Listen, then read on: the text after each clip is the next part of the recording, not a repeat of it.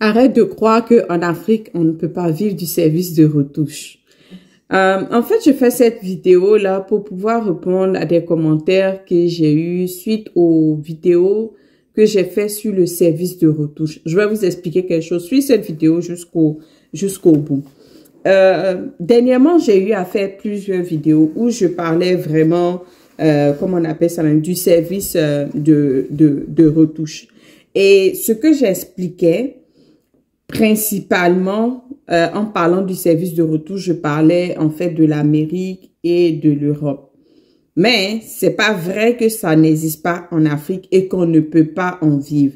C'est une fausse idée de croire que tu ne peux pas vivre du service de retouche en Afrique. Que tu sois en Côte d'Ivoire, au Burkina, au Mali, au Togo, au Gabon, au Congo, au Ghana, au Nigeria, il y a la possibilité en fait de vivre du service de retouche. Tout dépend de ton modèle d'affaires.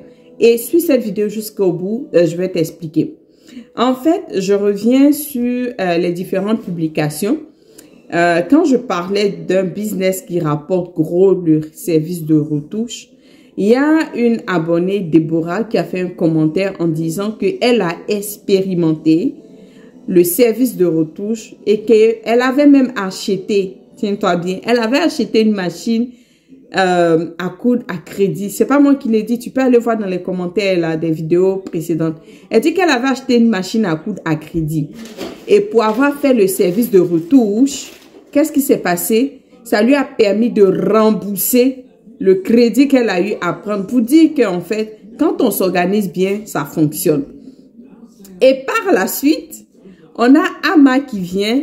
Ama dit que, comment on appelle ça, mais au Togo, en passant c'est du WhatsApp. Ama dit que au Togo, c'est difficile, c'est un problème en soi de vivre du métier de service de retouche. Ce n'est pas vrai, Ama. Je vais t'expliquer des choses. En fait, quand tu décides de partir une activité, c'est important premièrement d'analyser ton marché, d'analyser en fait le secteur. C'est vrai que dans certains pays d'Afrique, les gens ne valorisent pas en fait le service de retouche. Mais il y a une façon en fait de s'y prendre. Si tu te contentes seulement d'avoir ta machine chez toi à la maison, contrairement à celle qui est en Europe ou en Amérique, ça ne va pas être la même chose. Les gens vont faire peut-être le service à 200, à 300, à 500. Ça ne va pas t'arranger. Une chose que moi j'ai eu à découvrir, c'est que tu peux faire de la sous-traitance de services de retouche. Pourquoi? Parce qu'aujourd'hui, beaucoup, même dans plusieurs pays d'Afrique, beaucoup maintenant de couturiers commencent à avoir leur marque. Leur marque. Donc, qu'est-ce qu'elles font? Au lieu de coudre un vêtement à la pièce, elles vont coudre plusieurs vêtements qu'elles vont vendre avec des tailles small, medium, large, dépendamment en fait du pays. Là, il y a plusieurs, soit c'est du 42, du 40 et autres, tout ça. Plutôt que de faire comme à l'ancienne époque où on faisait la couture d'une sur-mesure, d'une personne à une personne, parce que vous savez, quand vous décidez de découper quelque chose, ça vous prend en fait du temps juste pour coudre un seul vêtement. Alors que quand on décide de faire une série de vêtements, on découpe en fait par bloc. Donc, advenant que vous décidez de faire ça, c'est un tablier. Advenant que vous décidez en fait là de faire un tablier, vous allez prendre en fait votre tissu principal, l'avoir comme, et puis faire une coupe par exemple, découper comme d'un coup 10 morceaux par exemple de telle dimension, ainsi de suite. Donc ça devient comme du travail à la série, plutôt que de faire un modèle particulier pour un client, un autre modèle pour un autre client, un autre encore modèle particulier pour un autre client. Et qu'est-ce que ça fait? Aujourd'hui, le prêt-à-porter est consommé même en Afrique. Bien que le sur-mesure continue d'exister, mais le prêt-à-porter commence à prendre de la place. Et comment est-ce que tu devrais faire la sous-traitance? C'est d'aller voir les grandes enseignes, les grandes marques qui sont installées dans ton pays pour offrir en fait tes services de retouche. Je prends le cas par exemple de Nana Wax. Moi, j'ai eu à consommer chez Nana Wax. Oui, je consomme chez Nana Wax. Et quelquefois, quand je vais prendre une tenue, quelquefois la longueur de la robe va être un peu trop longue.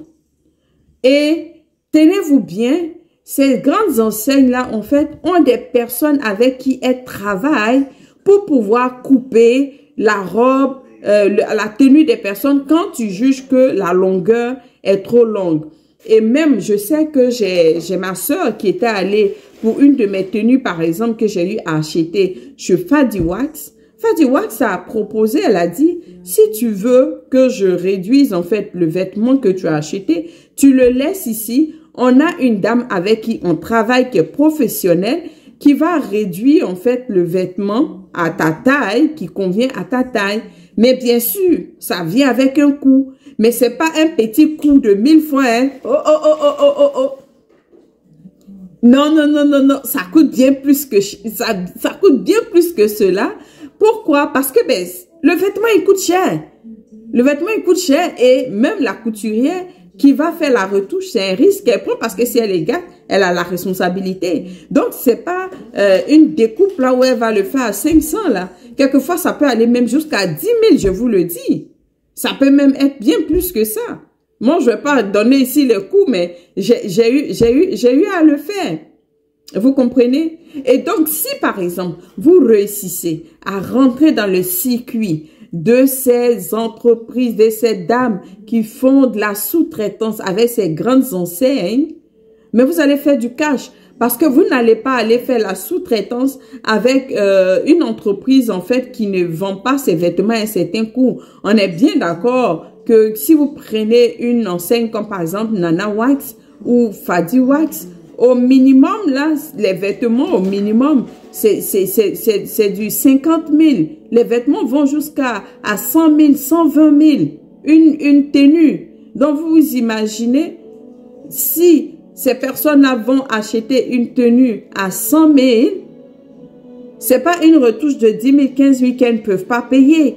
Donc, vous vous rendez compte, en fait, de qu'est-ce que vous partez chercher. Ce n'est pas une retouche de 100 francs que vous partez chercher. Ce n'est pas une retouche de 1000 francs que vous partez chercher. Et en plus, ce sont des personnes qui ont le cash, qui ont les moyens en fait de leur politique, qui viendront en fait là vers vous pour que vous puissiez retoucher leurs vêtements. Donc, ce n'est pas, comment on appelle ça, mais c'est pas que je veux minimiser les gens, mais je veux dire, c'est pas quelqu'un du quartier qui vient te voir rapidement pour dire, viens le faire. Et d'ailleurs, même, je vais vous partager les témoignages d'une dame. Il arrive même que quelquefois, les personnes même qui sont au quartier là même, ils viennent te voir là même. Oh non, c'est juste un bouton là, tu vas me facturer. Je vais vous raconter ces témoignages là plus tard. Donc, tu as la possibilité en fait d'aller voir ces enseignes-là pour pouvoir en fait négocier. Parce que je suis certaine qu'elles n'ont pas juste une seule personne. Parce que si elles ont juste une seule personne et que cette personne-là ferme ou que cette personne a une indisponibilité, il faut qu'elle se rabatte sur la deuxième, la troisième personne. C'est de voir en fait là combien de personnes elles ont, allez avec un portfolio, montrez de quoi vous êtes capable et puis faites affaire avec ces compagnies-là. Il y en a tellement. En Côte d'Ivoire, ben, je cite Nana Wax, Fadi Wax, même il y a Lily Création que vous pouvez aussi aller voir. Au Togo, je ne sais pas c'est quoi les différentes marques qui vendent en fait les vêtements d'un tel gabarit, mais c'est de faire des approches. C'est de faire des approches et aller les voir. D'accord? Aussi, une autre chose que certaines personnes vont faire, ça dépend de votre modèle d'affaires. J'ai tellement de choses à vous dire ici, là. Allez, en passant, abonnez-vous si vous me découvrez pour la première fois. Et je me suis pas présentée, moi c'est Marie Chantal. Ici, on parle de business dans le milieu, on fait de la couture, ce qui n'est pas commun. Parce que c'est pas des choses forcément qu'on enseigne à l'école. Les gens essaient de le faire tranquillement, ça s'en vient. Mais moi, je vous partage vraiment mon expérience. Une chose que vous pouvez faire, par exemple, quand vous avez un service de retouche, que vous avez ouvert en fait votre magasin, vous pouvez même associer à ça un service de pressing.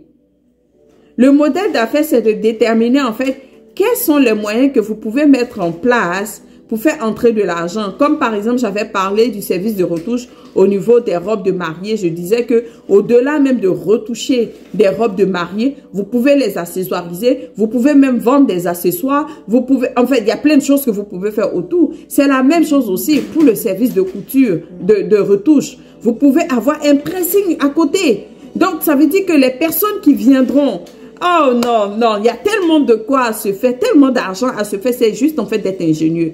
Parce que les personnes qui vont venir vous voir, par exemple, pour le pressing là, advenant que le monsieur, il envoyait sa veste ou je sais pas quoi, il y a un bouton qui est, comment on appelle ça, qui a sauté, ou que quand vous avez pris le vêtement avant de le passer au, comment on appelle ça, à la machine, vous rendez compte qu'il y a une partie qui est filochée ou quelque part, ben vous dites à la personne, écoute, ton veston ou ta robe ou truc qui est filoché, je vais le réparer, voilà le montant que ça coûte. Donc vous pouvez ajouter un service de pressing. Tout est une question en fait d'organisation et de voir quels sont les services qu'on peut ajouter, dépendamment du secteur où on se trouve, pour pouvoir faire entrer en fait de l'argent. Il y a tellement de façons de faire. Hein? Ben, en tout cas, je voulais vraiment répondre, comment on appelle ça même, aux commentaires de Ama, pour lui dire, Ama, ne te décourage pas. Tout est possible. Même au Togo, tu peux te faire de l'argent. Même au Togo, moi je te donne un exercice. Et même à tous ceux qui vont m'écouter là. Si tu es en Afrique, dans un pays d'Afrique, prends le temps, recense en fait toutes les grandes marques là, de couture que tu connais. Et surtout ne te dis pas, mon pied ne peut pas arriver là-bas. C'est faux de penser que ton pied ne peut pas arriver là-bas. Oui, vous pouvez arriver là-bas. Donc de recenser toutes ces différentes enseignes là. D'accord? Allez même voir le magasin. Quand vous entrez dans le magasin, donc allez déclarer que vous êtes la prochaine en fait personne avec qui vous allez, comment on appelle ça, mais la prochaine personne avec qui cette entreprise va sous-traiter. Qui est vous en fait. Croyez en fait en votre projet. Croyez en fait en vous. Croyez en fait en ce à quoi vous êtes capable en fait de faire. Parce que c'est possible. Il n'y a rien qui est impossible. Il n'y a rien qui est impossible. En passant, ça, c'est ma nouvelle collection. Hein? C'est ma nouvelle collection. Donc, il n'y a rien qui est impossible. Donc, allez-y. Faites-le. Pensez à qu'est-ce que vous pouvez mettre autour comme activité. Valorisez votre activité. C'est possible même en Afrique de pouvoir vivre de son business. Si ces personnes qui font le service de retouche pour ces grandes enseignes-là, si vous avez l'occasion de pouvoir aller les rencontrer ou même de savoir même, vous allez voir tout ce qu'elles gagnent. Donc, ne pensez pas que vous n'êtes pas capable de pouvoir vivre de votre métier. Là. C'est possible. Et c'est justement pour ça que je suis là, pour vous booster, pour vous accompagner. Et donc, voilà, n'hésitez surtout pas, je vous encourage à partager cette vidéo autour de vous. Et sur ce, je vous dis à une prochaine vidéo. Et prenez bien soin de vous. Bye bye.